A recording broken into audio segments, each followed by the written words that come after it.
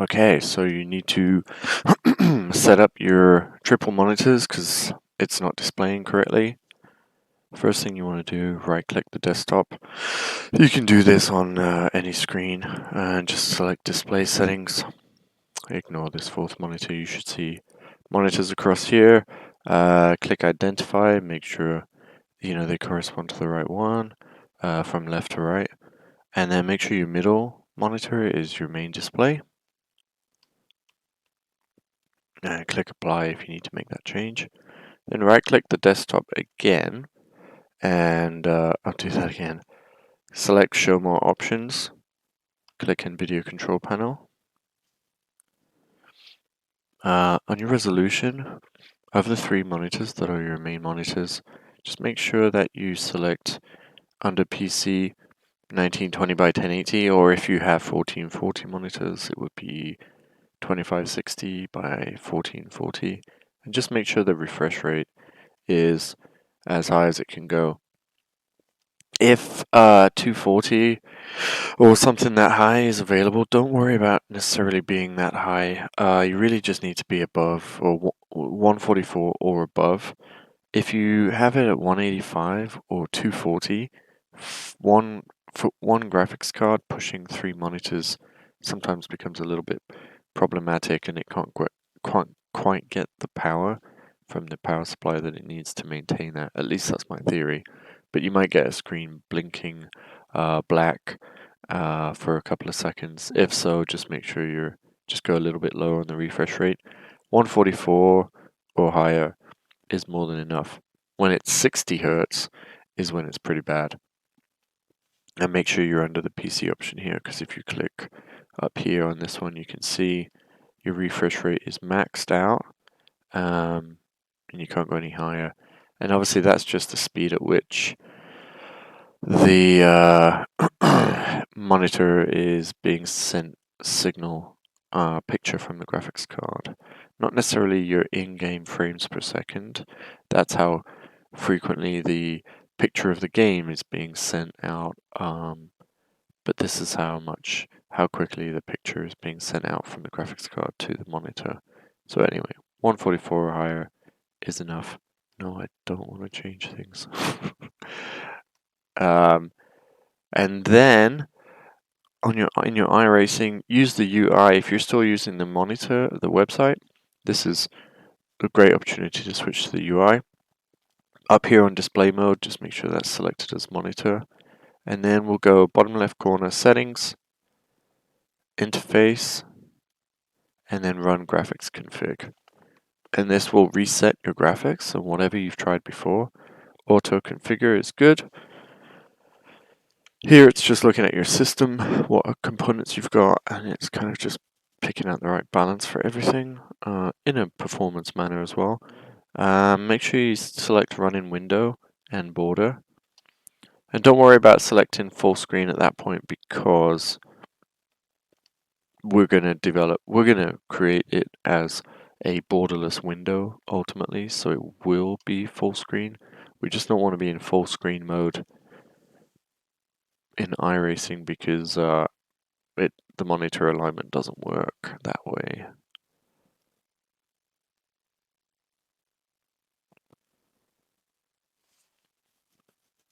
Every sim takes a while to load up. It's not like there's a computer out there that will do this stage, within 5 seconds. My computer's getting a little bit old.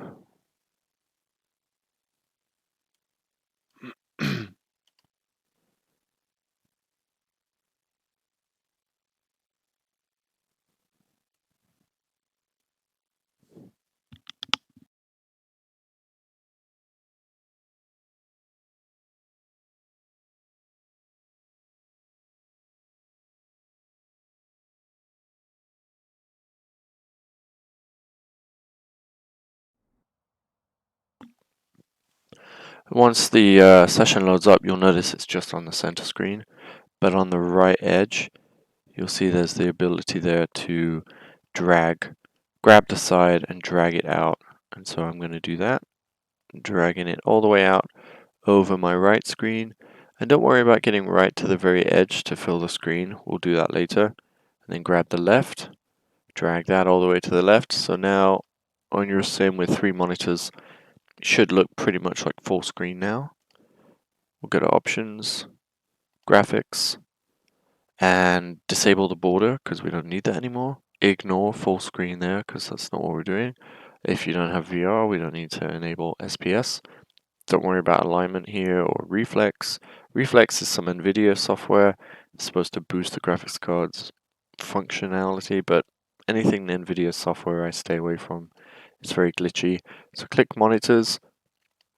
Don't worry about 3 curved screens here because notice when you click it, it doesn't give you the option of setting the angle of your side screens. And that's really important for field of view, but when you click 3 flat screens, you now can set the angle. So if you're running 32-inch monitors, now is a good time to use this video. Or not use the video, but we use the image from it. And when you want to put in the monitor width, you're going to measure from the very left edge of your monitor, not the picture, the monitor itself, all the way across to the other side of your monitor. I'm in millimeters, sorry if you're not, but I know my 32-inch monitors are 710 mil wide. And then measure just the end of the picture to the edge of the monitor. And that's important because some monitors will have pretty big bezels or borders, and some monitors will have really thin bezels or borders, but yet the picture still won't go up to that edge of where the bezel border begins. So just measure from the picture to the end of the monitor, and I know mine is about 10 millimeters. And then render scene using 3 projections. Don't enable SMP because it kind of limits the overall field of view that you can achieve. And then to get the angle for your side screens, notice what this guy's measuring here. He's going from the left edge of his center screen across to the right edge of his right screen. And you want to get that measurement, and then you want to do the same in the opposite direction. The right edge of your center screen all the way to the left edge of your left screen. Average the two, and then Google triangle angle calculator, and it will recommend this calculator.net website. Oh no, I did this. There you go. It'll come up with this page when you click on that link. And we're basically going to find this angle. If you imagine this is your center screen, and this is your right screen, or vice versa, center screen, left screen. So we'll delete that. We know the width of this monitor is 710. We know the width of this monitor is also 710. And then this would be the cross distance from your left of your center monitor to the right edge of your right monitor. And it will give us this angle. I know mine is 1220. Calculate. And it comes up with this angle here. We need that angle kind of in reverse. So we have to do 180 degrees minus 118.44. I'm going to put that as 62. It's 61.5. It's too early for me, but I'm just going to round it. 62 is what I'm going to put as my angle. And then measure your eyes or your nose to the middle of the center monitor. And I know mine is about 700 millimeters. Then when you click compute, this number should change. Now it's determining from the left edge of your left monitor to the right edge of your right monitor, where you sit in the simulator, what your field of view would now be. You can click advanced here for your graphics if you prefer. It kind of recommends something here. My computer is a little bit old, but you can slide this bar all the way as far left as it will go to increase the graphics options.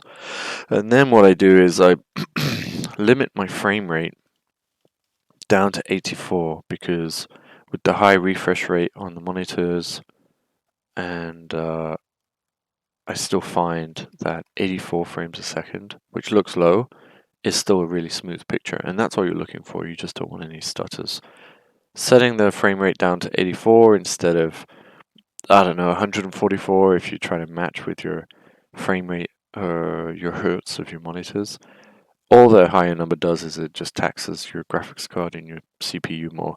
And we know that iRacing, just like any good simulation software, it's using your graphics card a lot for graphics, but it's also using your CPU a lot for all the physics and everything that's going on. So setting your frame rate to 84 just gives a little bit of ceiling room should you get into a busy online session or a track that has lots of, grandstands and stuff like that. So I change this anisotropic filtering down to 8. I set the shaded detail high instead of ultra, and that's just because I really want smooth frame rate. I don't want too much graphics that can introduce a chance of stuttering or anything like that. Anything that would make me feel disconnected from the car in the simulation. Frame rate is king for me. Uh, I changed the driver arms steering wheel to static steering wheel because I don't need to see the arms. I don't need to see a steering wheel move in the game because I'm already holding a steering wheel in my hands. Static steering wheel versus hide steering wheel means that if you've got a virtual car that has a dash on the wheel, you'll still be able to see the dash. I don't turn mirrors on because they tax the system quite a bit, and they don't really give me an idea of what that car behind me is doing. So I keep the virtual mirror on, and that gives me way better sense of if someone's dive bombing me, how close they are. You can enable sharpening, and then the sliders here are basically you telling iRacing how much memory your graphics card has and how much memory your system has. It's been recommended that you, after doing the graphics config earlier, you just leave this as it is. People have reported when they move these sliders, they sometimes introduce some micro stuttering. Micro stuttering is a bit of choppiness in the smoothness of the video that the gameplay as you're driving, and nobody wants that because when you're driving, you need to know what the car is doing all the time. You need to know when it's starting to spin or if it's not getting to the apex, and you need to be able to get a sense of how fast you're going. So it's recommended to keep this at what it is. If you max this stuff out, obviously it's telling iRacing use all of this memory available, but it's important to know that Windows and your computer is still running a lot of background tasks that it needs memory for. So you could have an issue where iRacing is using up all the memory available, then Windows starts to do something in the background. Now your system is at risk of freezing or stuttering.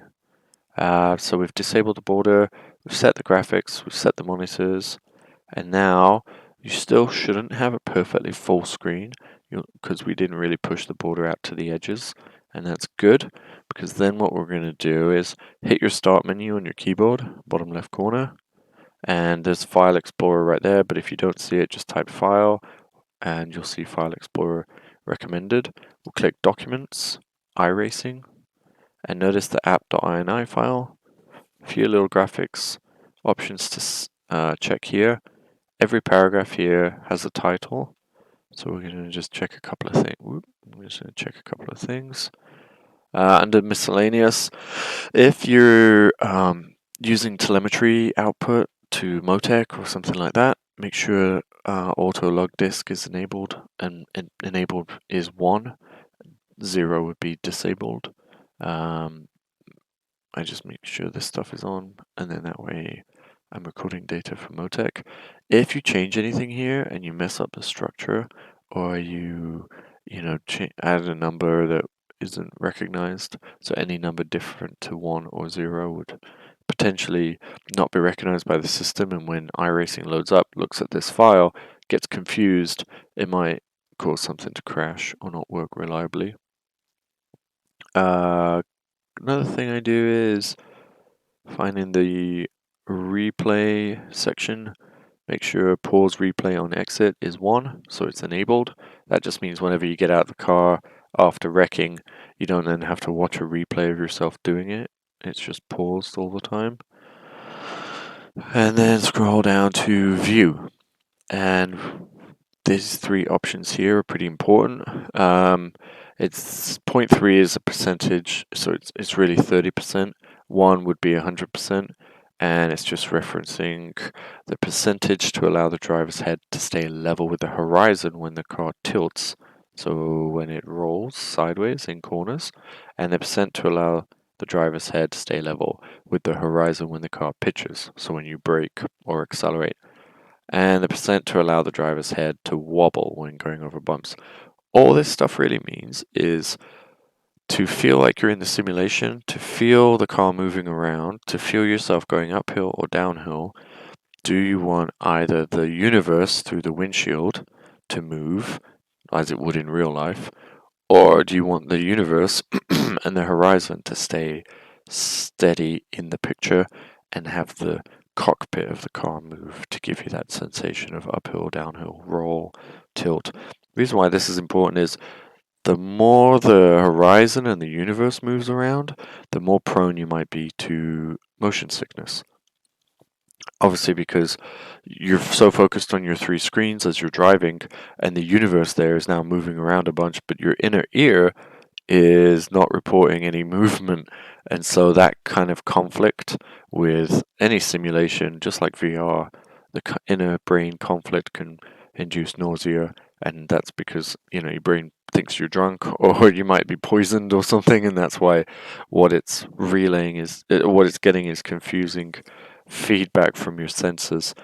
If you get motion sickness, basically you want to set these numbers higher, closer to 1. 0.7 is really good. The horizon will stay more steady. The dashboard, the cockpit will move around a bit more to give you a sense of what the car's doing. But it is a little bit more immersive if you have this number lower.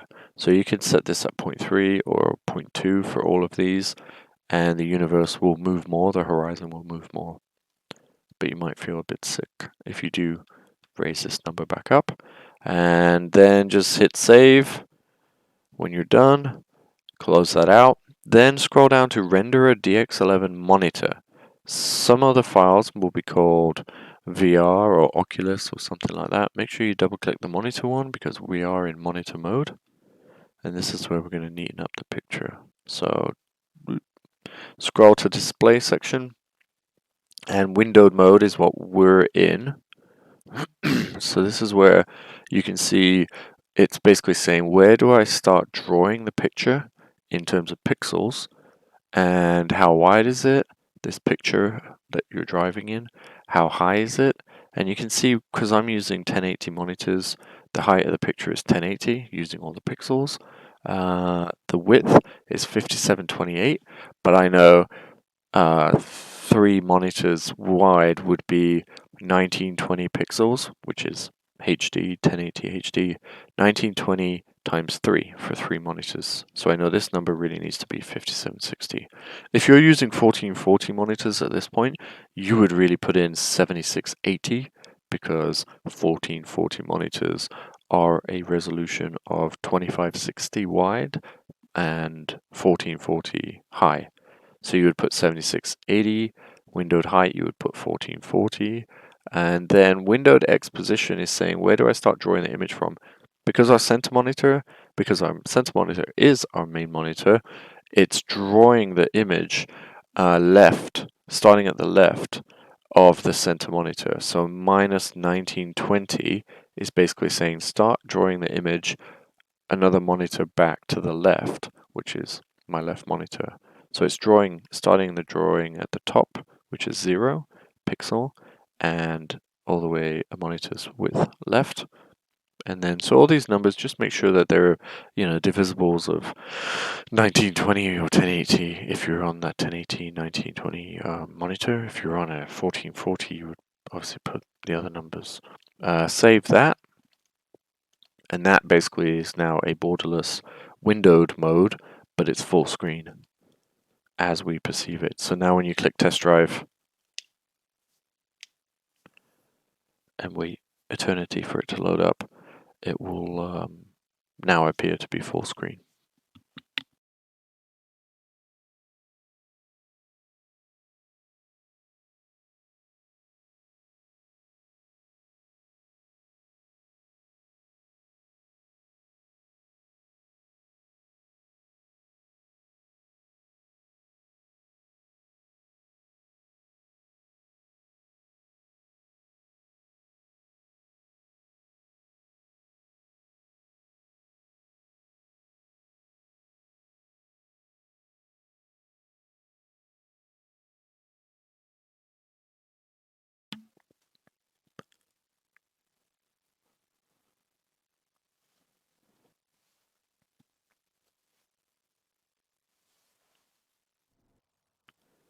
So now your picture should look fantastic, should look full screen.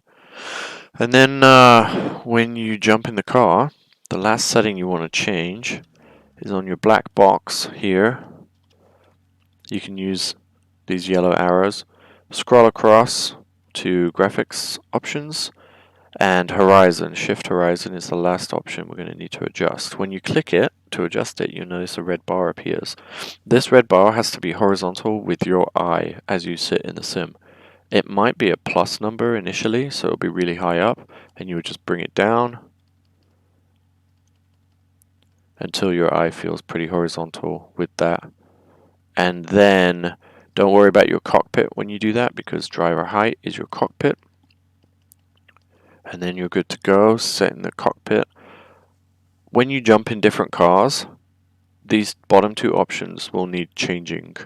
And that's because first, the cockpits are all at different heights for different cars. The height you really want for the cockpit, if you have a physical dash in front of you, the height I always set it is just so I can see the virtual cockpit dash shift lights just above my dash.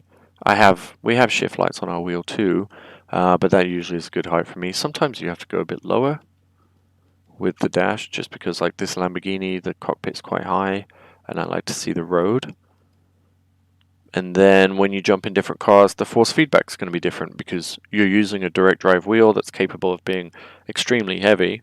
And the GT3 cars, for instance, have power steering, but Indy cars don't.